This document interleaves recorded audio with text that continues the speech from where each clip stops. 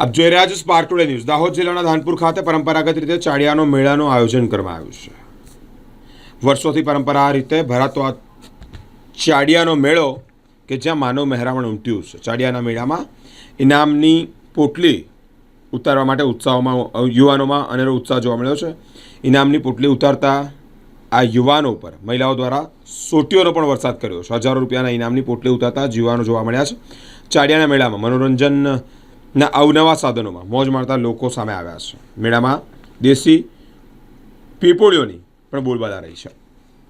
આજે ધાનપુર તાલુકાના ધાનપુર ગામે 12 મહિને હોળી ધૂળેટી પછીનો ચાડિયાનો મેળો હતો। એમાં સવારથી એનો શુભારંભ કર્યો હતો અને એ ગામની બહેનો પણ ચાડિયા તરીકે ઉપર ચડે છે ઇનામ લેવા માટે। એનો પણ સ્વાગત બહેનો કરતી હોય છે। યુવાનો છે, વડીલો છે, ભાઈઓ છે, બહેનો છે, ખૂબ મોટી સંખ્યામાં લાખોની સંખ્યાની અંદર વાજિંદ્રના ઢોલ સાથે આવીને 12 મહિનાનો ઉત્સવ આ લોકો નાચતા કરતા જઈને કરે છે। એના માટેનો આજે ધાનપુર ખાતેનો મેળો હતો। Thank you.